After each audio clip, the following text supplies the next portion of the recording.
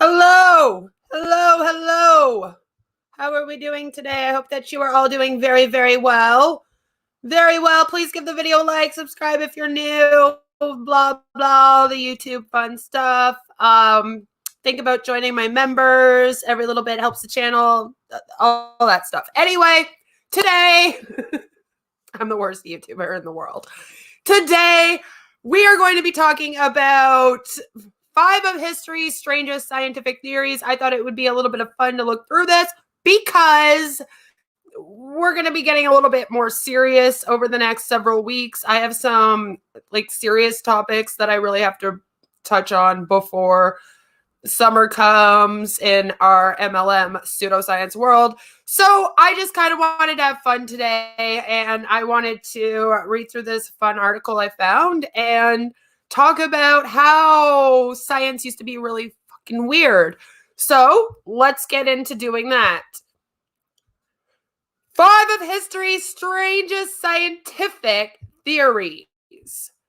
All right, so kooky ideas like the earth being flat or vaccines causing autism are nothing new, and humanity has had worse ideas before, okay? We cover flat earth a lot on this channel.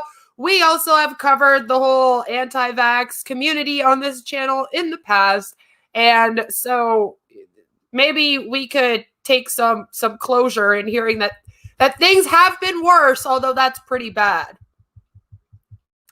So the line, hello, computer, can you please work with me? That would be lovely. Thank you. The line between science and strongly held belief was not so clear-cut as it is today.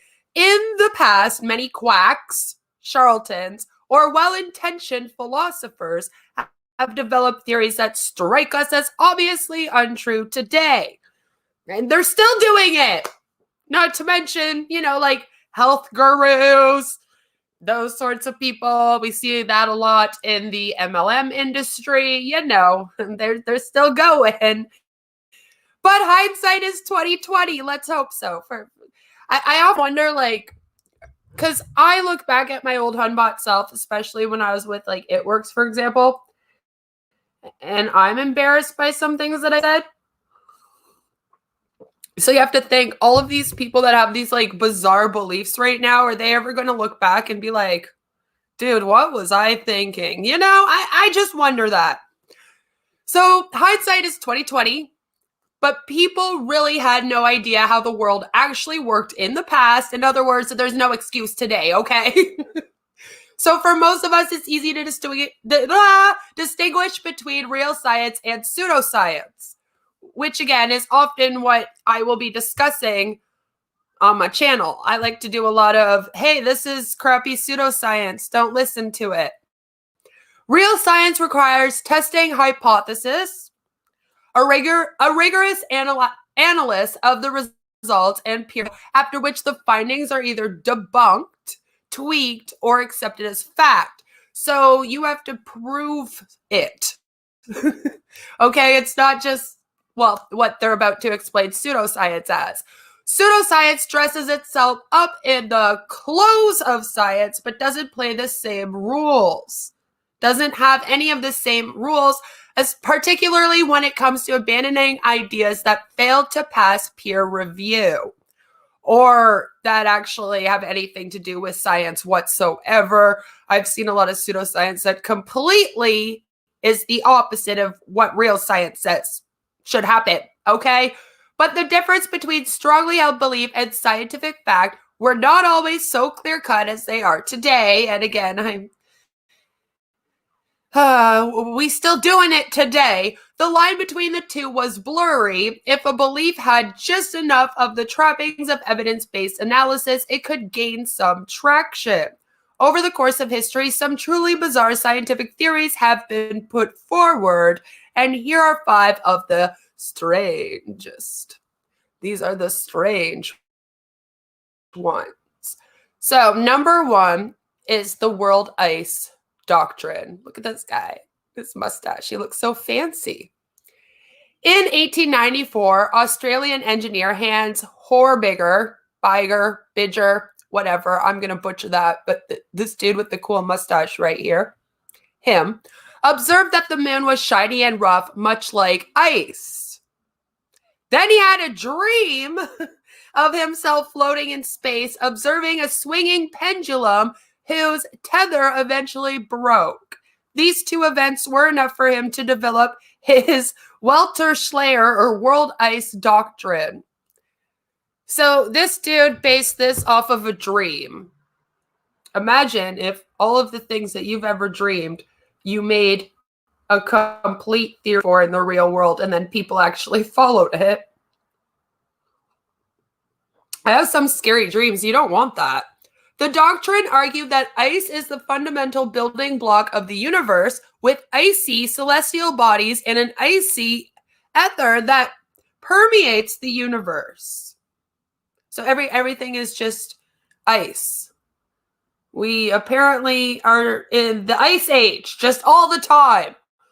That makes no sense. This bizarre cosmological model wouldn't have gained any traction whatsoever were it not for 2 developments. First, after being completely dismissed by the scientific community, again, I'm going to butcher that name, he marketed his theories directly to the people, a tactic that has led to the unnatural long life of many pseudoscientific theories, of course. And then the Nazis came to power. This part isn't good. The Nazis had expelled many scientists from Germany, particularly Jewish ones, which, of course, those assholes did. Among these was Albert Einstein, whose theory of relativity was not well regarded amongst the Nazi community. World ice doctrine served as an alternative. So basically, they just went with it. They just went with it because they were like, it's the opposite of what Albert Einstein believed. So we're just going to believe this because he was Jewish and we're bigoted idiots is basically what that is. And Adolf Hitler and the dude with the mustache were one of the more cult-leading Nazis, were notably proponents of the theory. So there you have it. Not one you want to follow because let's face it, let's just stay away from anything that Adolf Hitler was okay with. It's just a good thing to go by. So number 2, milk transfusions. This is horrifying to me. I feel like this one is really freaking dangerous. So basically the first one was bigoted, kind of, and then this one is actually really dangerous to your health and worries me to the core. And trust me, if anyone needs some extra calcium, it's me, but this is too much. So yeah, milk transfusion. So before blood types were discovered in 1901, which I personally didn't actually know exactly when that was discovered. So when I found this article, I learned something new. Maybe you've learned this new today too. We can all learn new things together. Many physicians believed that it would be far more useful to direct their energies towards finding a blood substitute rather than to try the risky procedure of transfusing human blood to patients. So this is one of those ones where, like, yeah, not good science, definite pseudoscience, really worrisome to the whole health field, community. Everybody should be worried about this. But at the same time, like, they weren't doing it to hurt anyone. They were trying to find, again, a blood substitute, because their idea was if they could find a substitute, then they would be able to help these people, because the transfusion was way more risky in their heads than finding a substitute. So it was kind of coming from a good place, if you will. And in 1854, Toronto doctors James Bovell and Edwin Hodder injected a 40-year-old man with 12 ounces of cow's milk. So, like, it wasn't almond milk, okay? It was cow's milk. And by the way, this worries me because, like, what if you're lactose intolerant? That's just, like, it's a good thing that this didn't really turn into a thing, because, in that we figured out how to give blood transfusions properly, because, you have to find somebody with the right blood type, and that's what they were lacking at this time, was how to do that. So it's a good thing we figured out how to do that, because holy crap, could you imagine if the only other option that people had out here was to get injected with 12 ounces of cow's milk and you're lactose intolerant?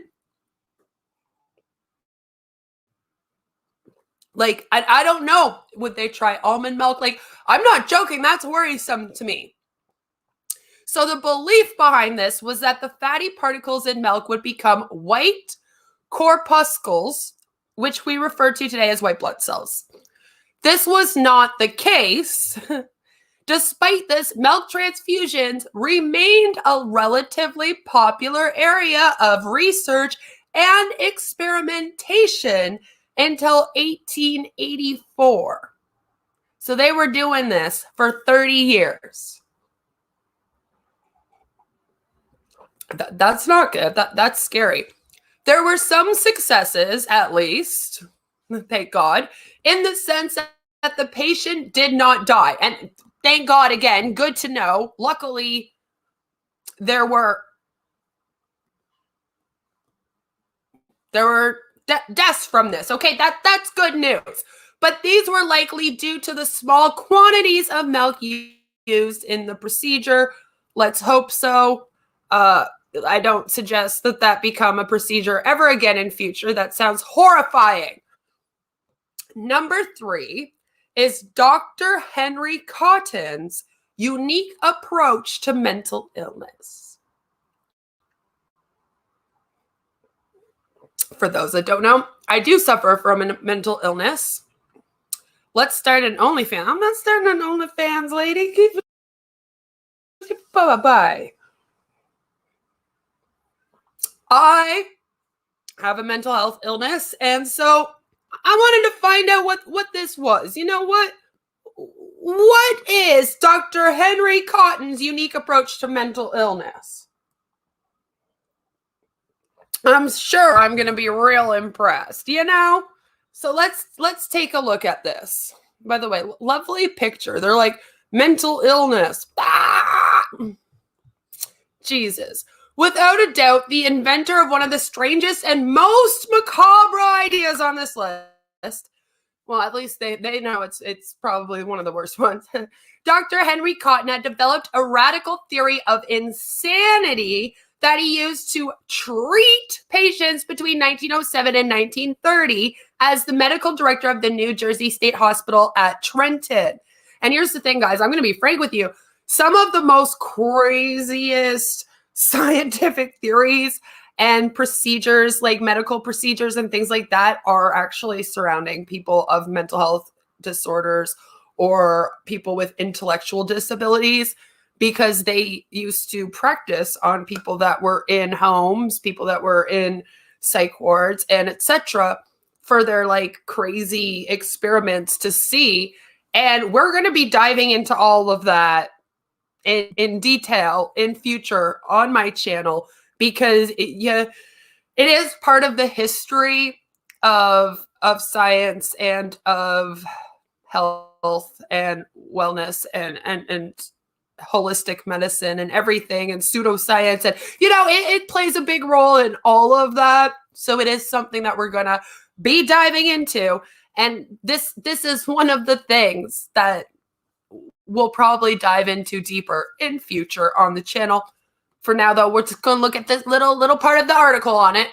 But basically, his theory was that mental illnesses actually came because of physical infections, and he particularly felt that way about your teeth.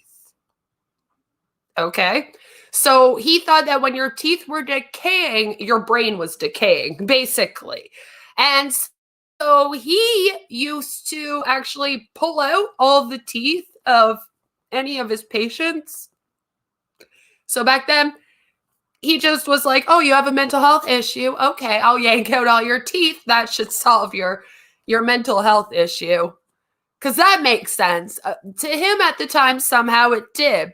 So he actually had 11,000 teeth extracted from mentally ill patients. That's a lot of people that had all of their teeth pulled out of their head. He wouldn't just pull out like the couple of teeth either. Like, he would actually leave people no teeth in their entire mouths.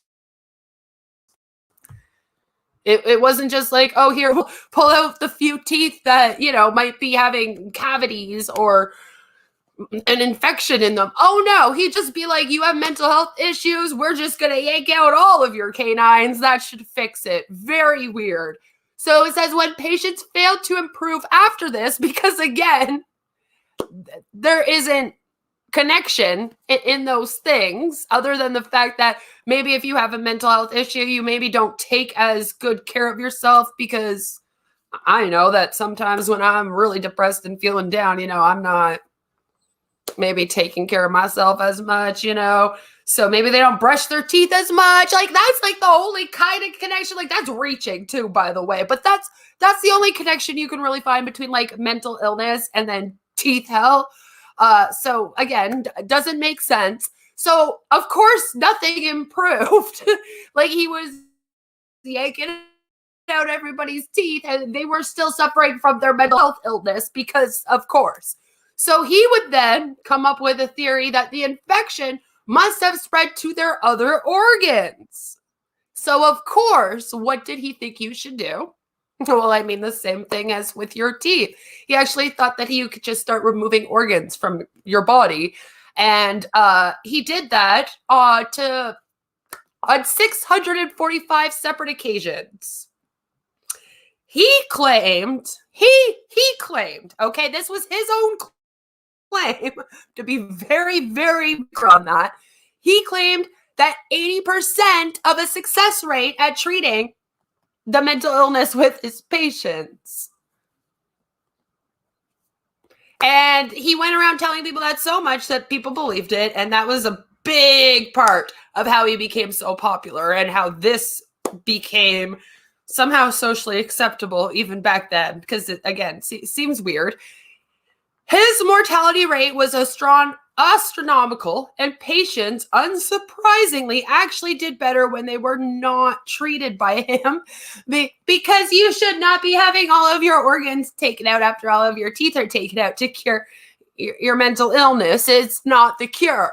Very, very odd. At the very least, Cotton was a true believer in his theory, and that was kind of why I think so many people fell for it, was because he really did believe in it a lot. And, as you know, if people actually believe their own bull, then they could spread it a lot easier, more passionate about it. And so I think that had something to do with it because he was very into thinking that this was the cure of mental illness, just to remove people's teeth and organs. It's like the lobotomy, which is something else we'll get into eventually. You know, it's just like that's not going to help anything. What are you doing? So he removed several of his own teeth, by the way, and those of his wife and children, which makes it worrisome because now he's also doing it to himself and the people in his family. Like, you're saying that your wife and children suffer from mental health issues? Like, why are you removing the teeth of your own wife and children? Children, by the way, children.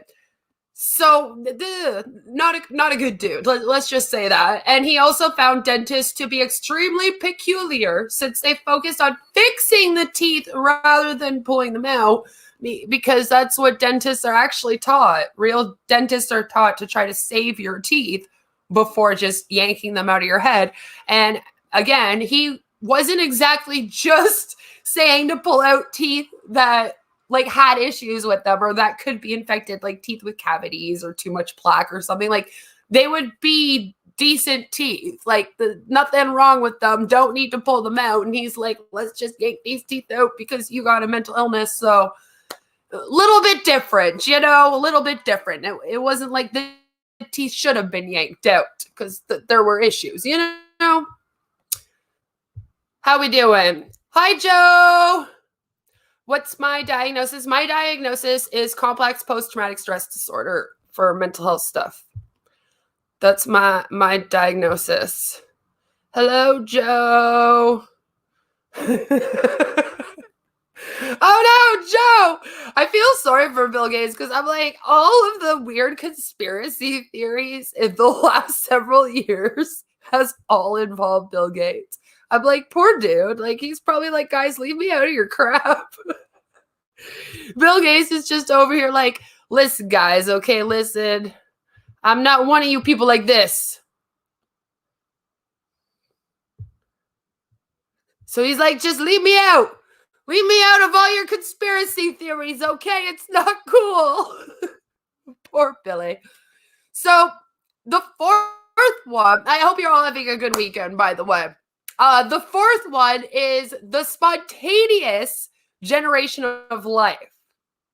And this one I actually had not heard of. I don't know how, but this was a completely new one to me. Like, I had semi heard of the other ones. This one, I had no clue about this one. I learned about this again when I like decided to do this stream. Originally developed by Aristotle, the theory of spontaneous generation persisted only until Louis Pasteur disproved it in the mid-19th century. So this thing was around for a long time. In essence, it declared that life could and regularly did form from non-living matter spontaneously.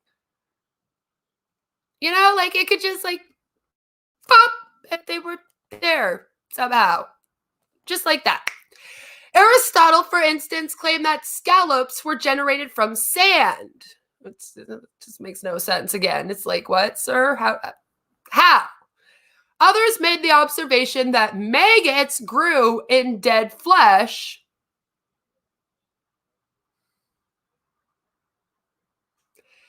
I'm like, did they just think they just like popped out? That's what spontaneous generation is, right?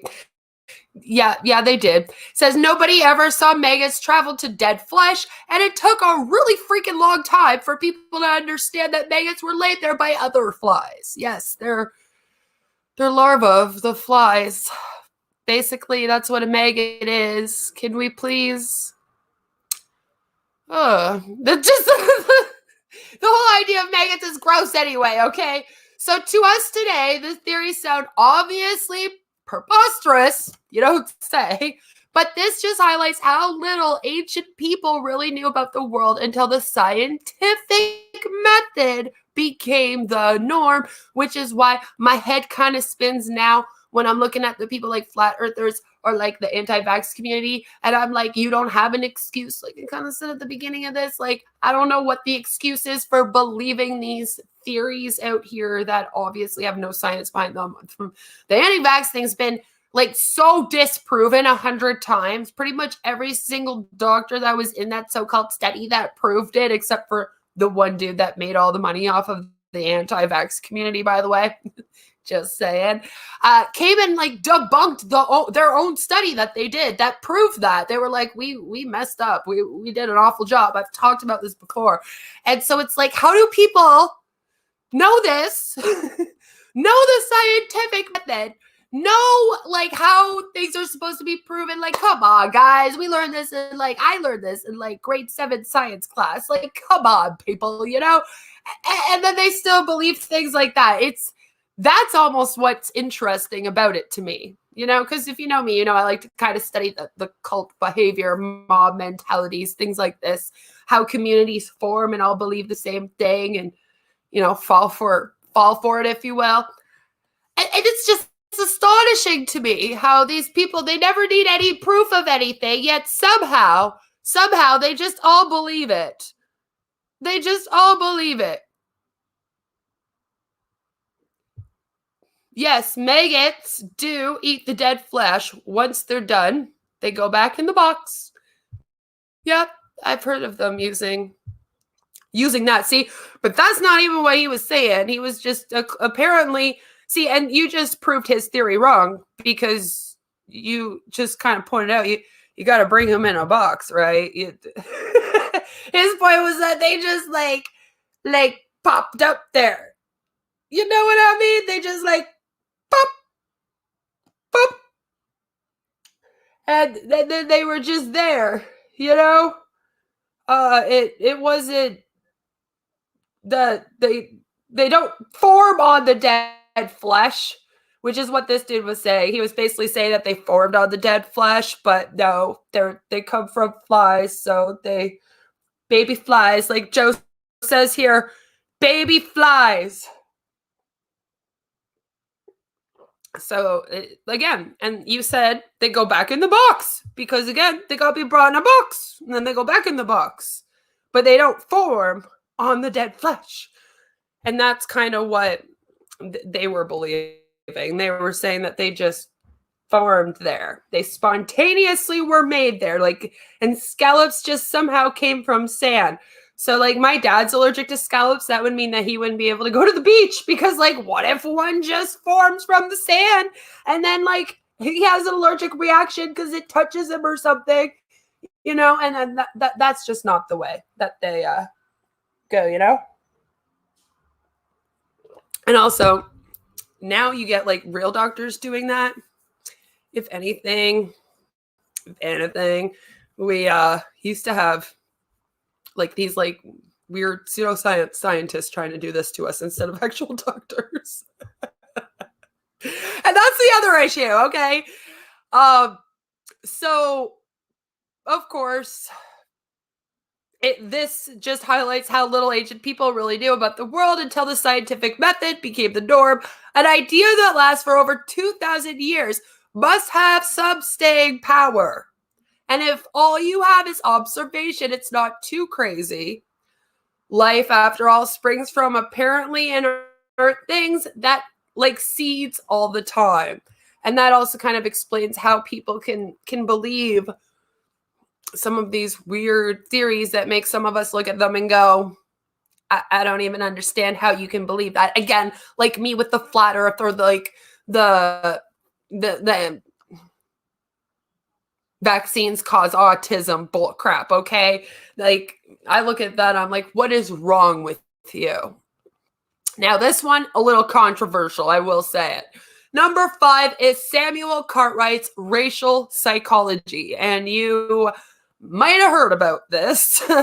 Most people have heard about this. They are aware of what this is. But this is, of course, number 5 on the list because why wouldn't it make the list, really? Samuel Cartwright was a physician practicing in the American South who in 1851 delivered a report to the Medical Association of Louisiana. And it was titled Report on the Diseases and Physical peculiarities of that race. I don't like that word. So we're just going to say of that race, okay?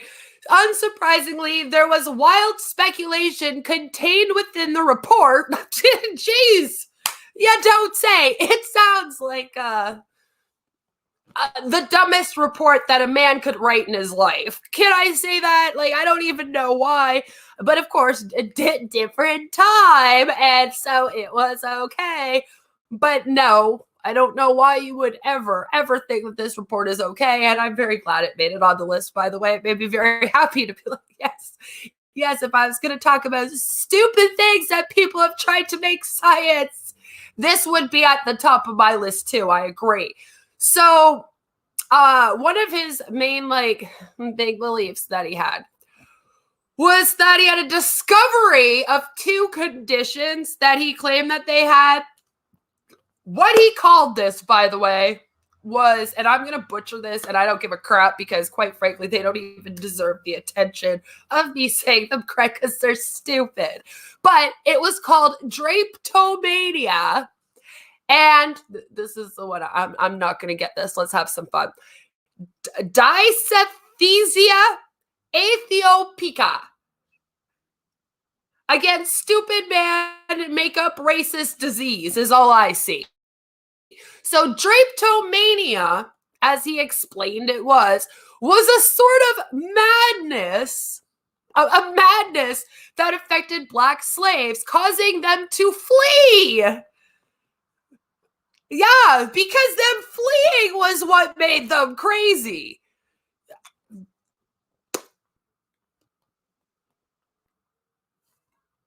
He attributed this to slave owners treating their slaves as equals or by being overly harsh. So it was either like you treated them too well or you treated them too crappy. Basically shouldn't have had them at all, though, by the way. And they were mad if they tried to flee. Which, again, I don't know how we ever lived in a time where having actual human slaves was okay to begin with. But according to this man, when they tried to get away, they were mad. And it could be attributed to them being treated as equals, which honestly, you could only hope that if somebody is made to be a slave, that the person is at least being decent to them and a good person. Like, that was really the least that people could freaking do with that going on, really. So this angers me. This one triggers me. I'm like, excuse me? This is a stupid thing. So,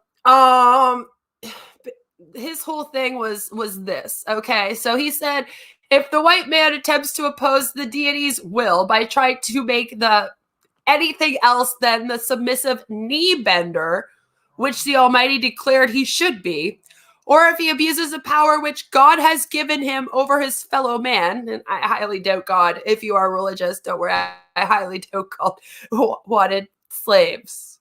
Just throwing that out there. By being cruel to him, the will run away. Again, bunch of bullshit. But yeah, if you're being cruel to someone, they have every reason to leave and want to run away from you. But by the way, may I just say that? But again, this is the time of awful white history. Cartwright's cure was to treat slaves as though they were children, which again, disgusting, meaning as lesser than. And I don't believe anybody is lesser than in any way, and occasionally subject to corporal punishment, which for those that don't know, that's abuse. I don't even call it corporal punishment. Here it's just called, here in Canada, there's no corporal punishment. It's just called abuse. Physical and mental abuse. For truly unresolvable cases, Cartwright had a horrifyingly straightforward cure. Cut off their big toes. And I guess the theory behind that was that if they didn't have their big toe, then they would not be able to flee as easily. Like, you can't run away if you're missing your two big toes. Can't work that great for you either. So at that point, you might as well just let them go.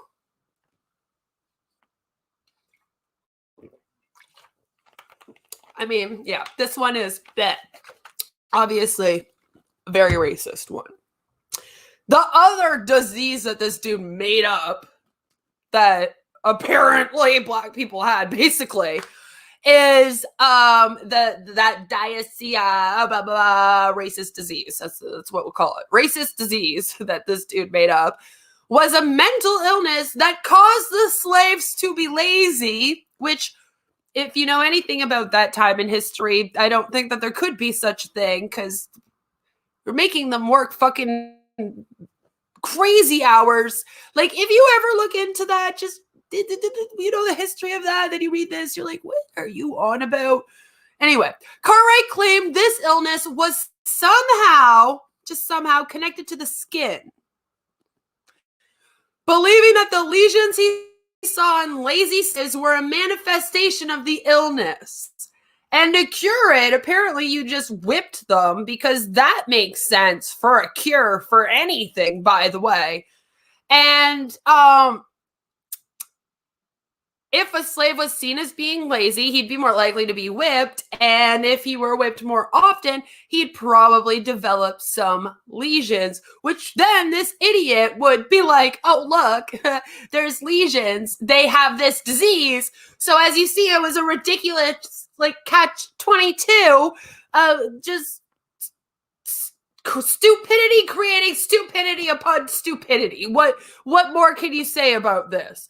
So for the slave owners who followed this idiot's logic, again, I don't know why they would be so stupid to hear this even themselves and think that this makes any sense at all, even at that time. I'm just throwing that out there.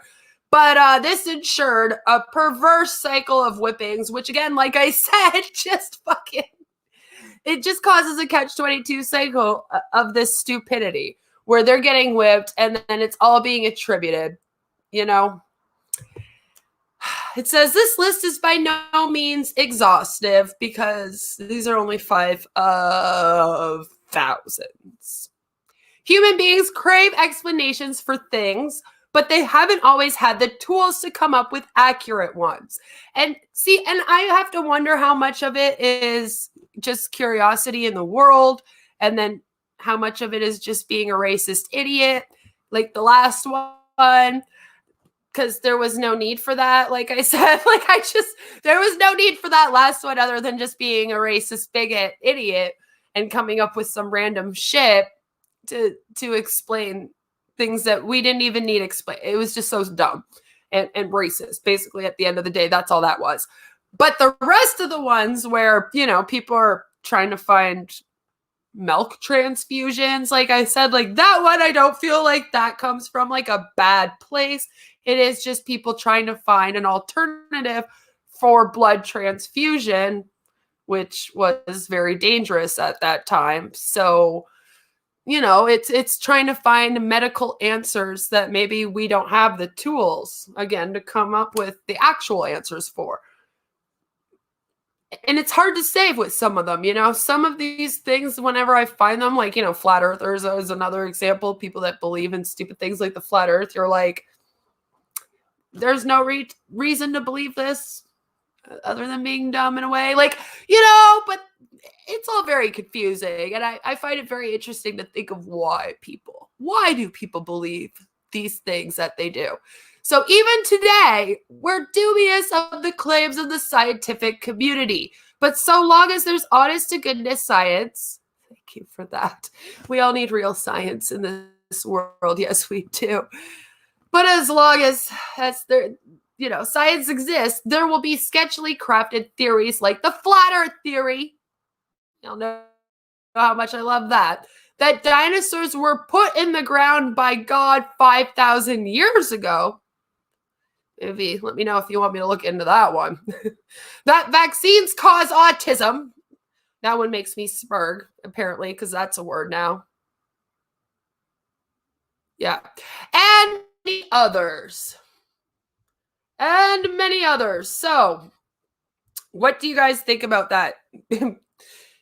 See, here's the thing. I find it really interesting to look at different scientific theories, different communities of things like this, and just try to figure out why people believe what they actually believe in. I like to, research science, history, things like that. It's all very interesting to me. And corporal punishment is for crimes, my dude. I like that. It's true. See, here we had it, but not as bad as I hear that they have in other places. Canada's awful though, but where we're awful with corporate punishment is we had like residential housing for the Native Americans and stuff, which was disgusting. But that's where Canada's racism mainly lies, is towards Native Americans, whereas in the States and elsewhere, it is more towards Black people, if that makes sense. Like, we segregated all of our Native Americans here in Canada, and them and the Catholic schools used to be really bad at corporal punishment here. Other than that, didn't really have it here as much as it was used in the USA. I do know that there was a time in the US where all schools had corporal punishment. And like I said, I don't think here in Canada we have been as bad as that. But we did have the awful residential schools, and they just found a lot of children that had been missing in those. I'm probably going to do a video about that at some point because that was just kind of crazy. But yeah, corporal punishment for slaves, unfortunately, probably did exist more than we know back then. Again, disgusting history us white people have. I'll say it. We do. It's true. But it is kind of interesting to look into why people believe these things and talk about why they're wrong. And hopefully there are people that still believe those kinds of things today. But again, you never know. So sometimes it's better to put out there that that shit is cool, I'm just saying. I just had to like mention that. Yeah, we just had like I believe it was 215 children found that had been murdered at residential schools. Like, they were murdered. Like, there's no other way to say that. I'm not even going to sugarcoat it and be like, oh, they went missing and then ended up in graves underneath the fucking school. Like, come on, people, But our prime minister even just apologized for it. We're like hell late on all that stuff. The states were in terms of dealing with their racism. We are in terms of dealing with ours. Like, I'll just say it. We are. We should have apologized a hell of a lot sooner than we freaking did. And the fact that we're just finding this out too right now is a little bit gross to me, because I'm like, how are we only finding this now? Because that these parents must have obviously reported their children missing at some time, and what happened to that? So it makes you wonder. Our world is a very, very dark place, and unfortunately, a lot of that does come from weird-ass science and stupid pseudoscience theories and things that people believe about other people, if that makes sense. And today we got to see a couple of those, I guess. And then we also, because, technically, like the mental health one, having your teeth pulled out because you have mental health issues, and then having your organs removed.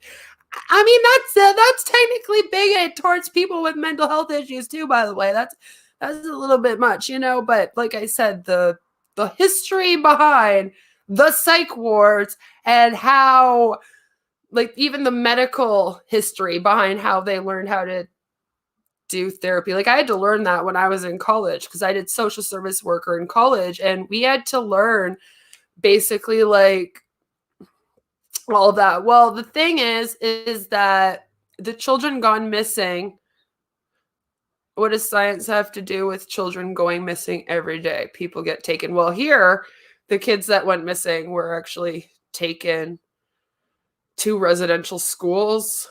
And then they were somehow murdered at the schools and then buried underneath the school. And somehow it's like decades later, and now we have found them there.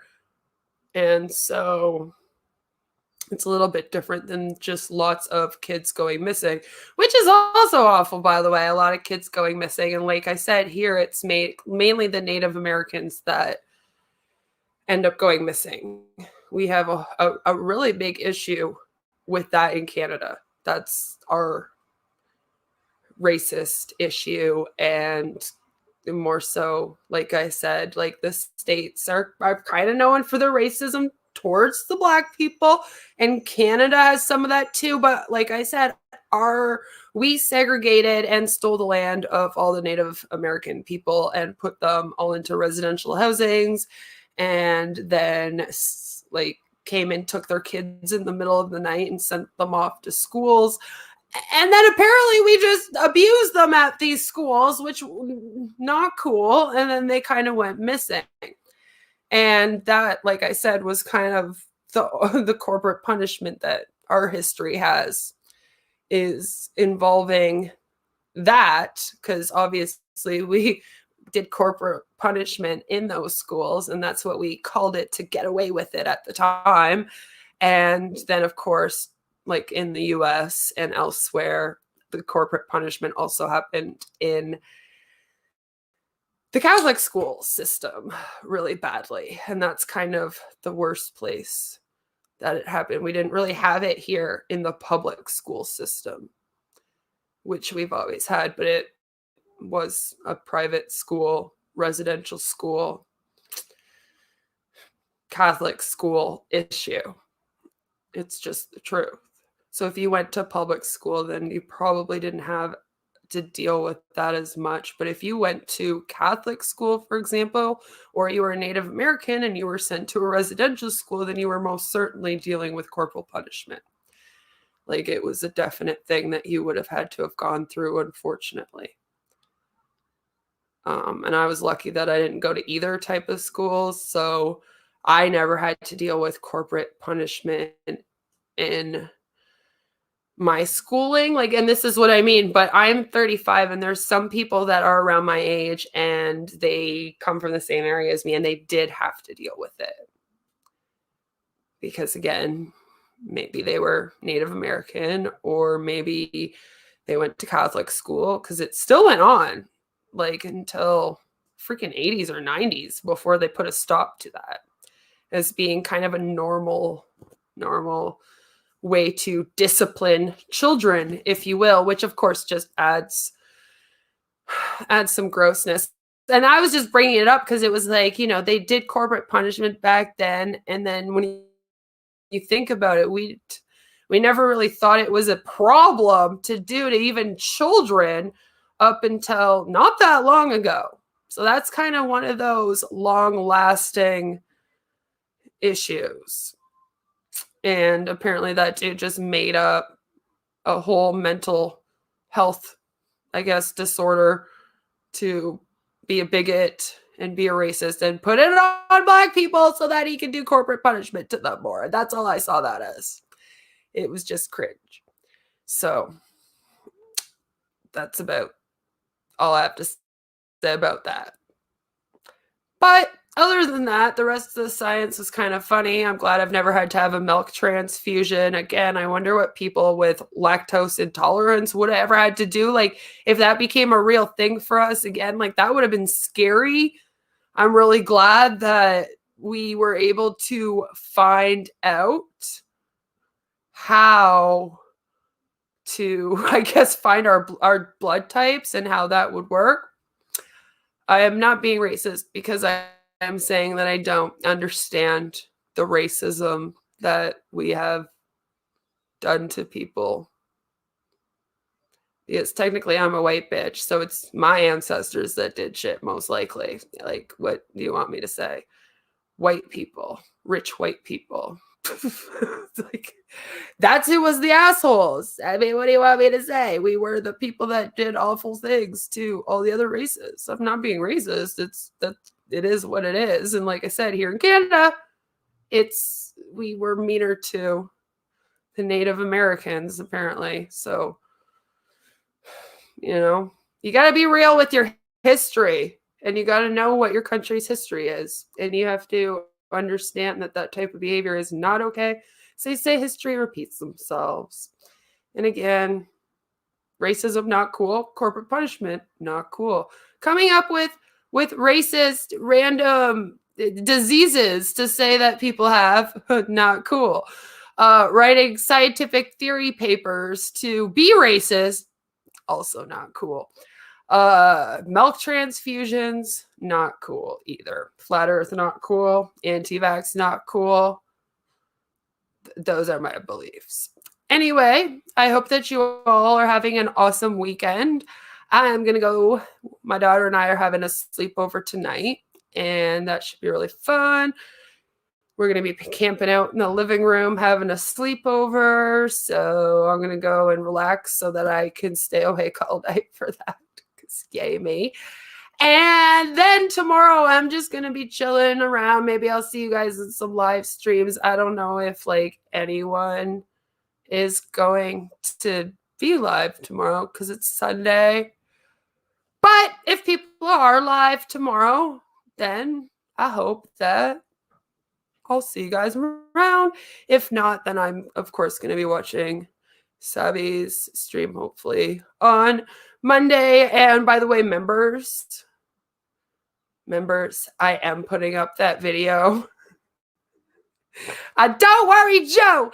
I am putting up that video where we're going to be doing the anti-MLM video today for members instead of tomorrow, because I don't know if I'm really going to be on much tomorrow, to be honest. So I'm going to get it up to you guys today, and then I just have to worry about uploading it to everyone on Monday. And it's actually one of my, I enjoy this one. I thought it was fun to do, and it was funny to edit. And so I was like, I'm going to get it out to my members soon. So expect that in the next, I'll probably upload it like in the next hour or so. So that should be out to the members in the next hour. Might be a family vlog up for members too in the next few days. So stay tuned for that. And other than that, yeah, I'll see you guys Monday for the anti-MLM video. And then I will see you on Wednesday for the r/ video. And I don't know what I'm doing Friday, so I'm just going to shut my mouth and not promise anything yet. But no matter where you are or what you're doing, I hope that you have a fabulous, fabulous day. Take care, and I will see you in the next one. Bye! Rena, maybe you should go spend some time with your kids instead of trolling people on the internet for real stream news. Just a thought, babe.